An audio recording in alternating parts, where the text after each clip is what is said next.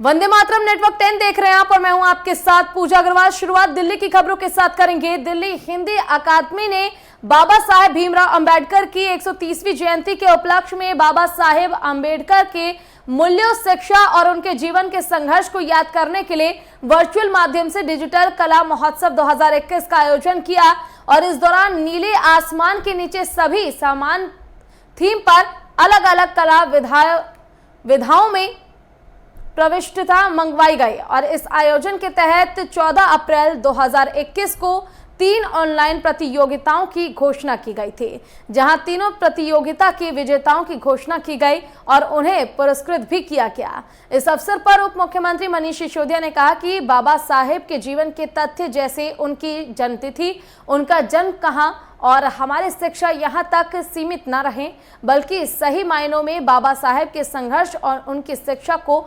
आत्मसात करें। उन्होंने कहा कि बाबा साहेब ने न केवल आजादी की लड़ाई लड़ी, बल्कि आजादी के बाद देश में सभी लोगों को उनका हक दिलाने की लड़ाई भी उन्होंने लड़ी।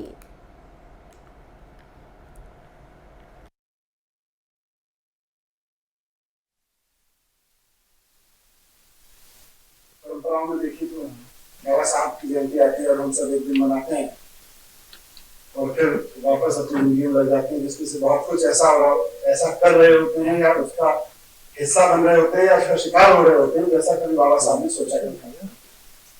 या तो वो कर रहे होते हैं या उसका हिस्सा बन रहे होते हैं या उसका शिकार हो रहे होते हैं। तो इसीलिए ये परिकल्पना की गई कि अगर बाबा साहब के कहे को, बाबा साहब के सोचे को हम सब लोग थोड़ा और लंबे समय तक सोचें और अपने अपने स्टाइल में इसको अभिव्यक्त करें।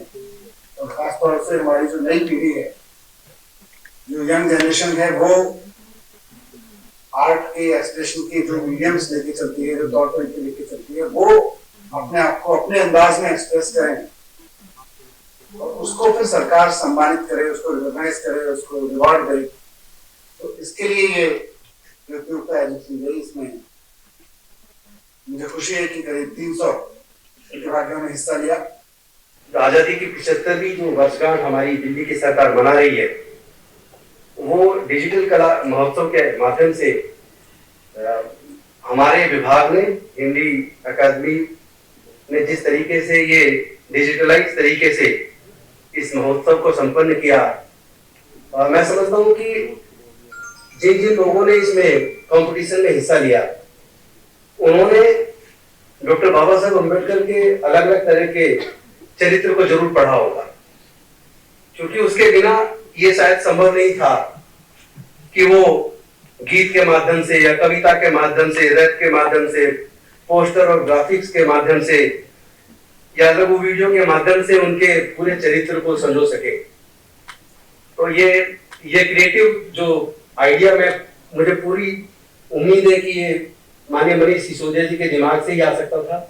हम मौजूद हैं दिल्ली सचिवालय में। हिंदी एकेडमी दिल्ली के द्वारा एक प्रतियोगिता का आयोजन किया गया, जिसमें तकरीबन 300 लोगों ने हिस्सा लिया। आज दिल्ली सरकार ने आज उनको पुरस्कृत किया है। हमारे साथ ऐसी ही एक विजेता हैं पूजा ने आज बाबा साहब अम्बेडकर की 130वीं थी, उसके उपलक्ष्य में एक कार्यक्रम हुआ। आज पूजा की एक वीडियो देखी, बिल्कुल दिल को छू लेने वाली थी। पूजा से जानने का प्रयास करेंगे। पूजा, ये जो वीडियो तुमने बनाई, इसके पीछे मकसद क्या? इसके पीछे मैं ये दिखाना चाहती हूँ कि हमने जाति पाति ना देखते हुए भी कोरोना टाइम में खाना पहुँचाया। उसमें एक ऐसा है कि माँ पुराने ज़माने वाले ऐसा कहते हैं कि पिछली सोच की होती है। उन्होंने बोला कि वो खाना लेंगे, हमने दिया और उन्होंने ले लिया। इससे ये पता लगता है कि जाति पाति से फ़र्क नहीं पड़ता और कोरोना टाइम पे सब एक आसमान के नीचे, जैसे कि वो थीम थी।